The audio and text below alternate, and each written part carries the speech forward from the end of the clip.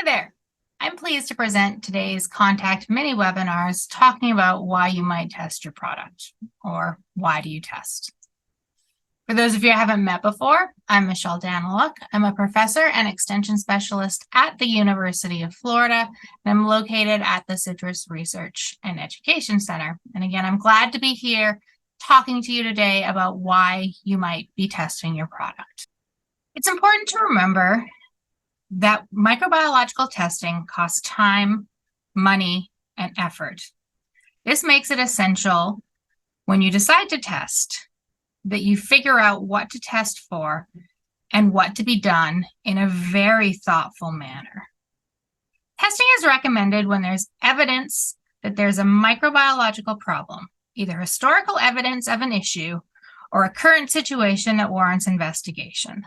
But there's also a need to be good evidence that testing will actually help control the problem.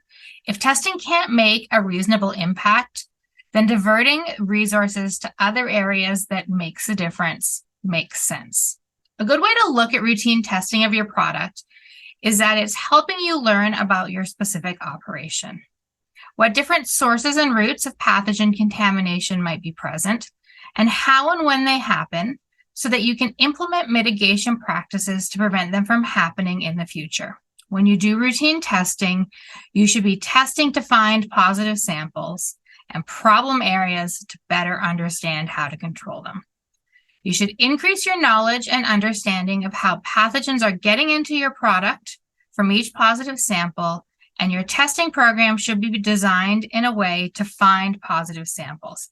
If you never find any positive samples, you might ask yourself, am I looking hard enough and in the right areas to help control my risks?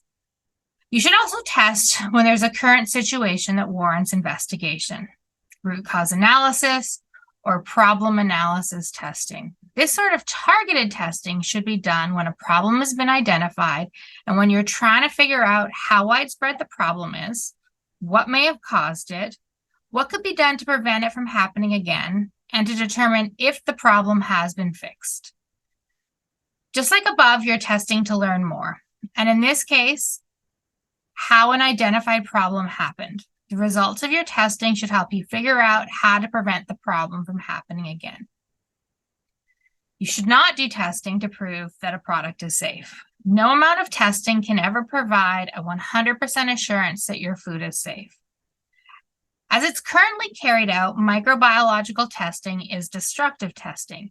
The food product cannot be consumed after it's tested. The only food you can guarantee is 100% negative, or more specifically, 100% below the limit of detection of your test, is the food you just destroyed. A subsequent video will pick up on this theme, talking about how distribution of pathogens in a food product will drive your sampling scheme. Needless to say, the concept that you cannot test your way to food safety is not new.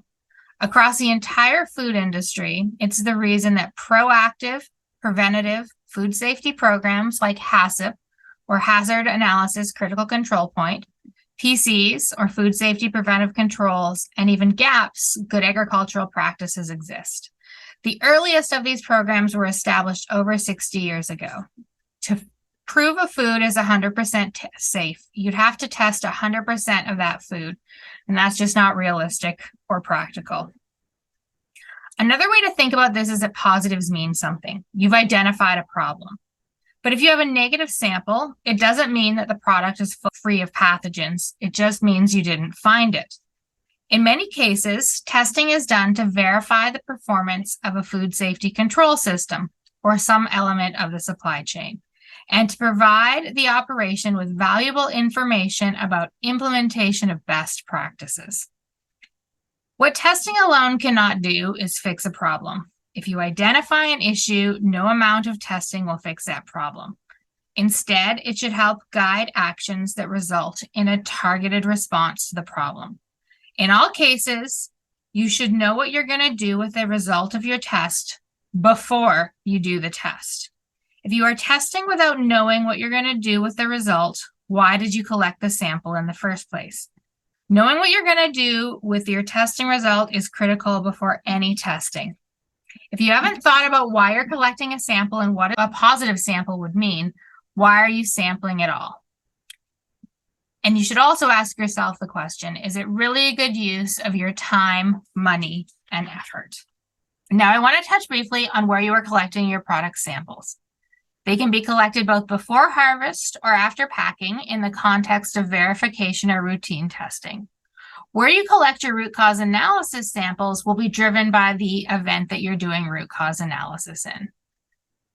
Directly comparing which is better between pre- and post-harvest testing is not really possible. Each different type of test has different goals, benefits, advantages, and disadvantages. Subsequent talks will focus on specific sampling plans and practicalities of testing for both pre- and post-harvest samples. I'll speak more generally here. Pre-harvest product testing is an effective way of identifying gross contamination or contamination that is likely at a high level over a widespread area. Finding the problem in the field will save the expense related to harvesting and packing the product, but due to the low level of pathogens expected in the field, you won't necessarily find all point sources of contaminations. Remember, a negative sample doesn't mean that the entire field is free of pathogens. It just means you didn't find it. An advantage of pre-harvest testing is that samples can be geotagged, and if a sample tests positive, you're able to go back to a specific point in the field where the sample came from and do subsequent vector sampling as part of a root cause analysis to figure out where the problem was. Linking back to the test and learn concept discussed on the previous slide, when we think about how long before you harvest you should take a sample, a lot of factors need to be considered beyond the simple amount of time it takes to run the test. While decreasing the time between testing and harvesting is advantageous, a number of logical and practical factors need to be considered.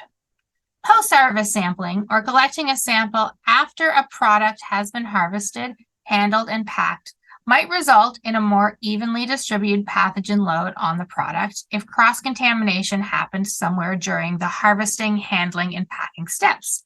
This might allow you to find contamination that was a point source in the field. But just as with pre-harvest sampling, it serves as a verification of your food safety program, allowing you to identify grossly contaminated product. But as I've said before, if you have a negative sample, it doesn't mean that the product is free of pathogen. It just means you didn't find it.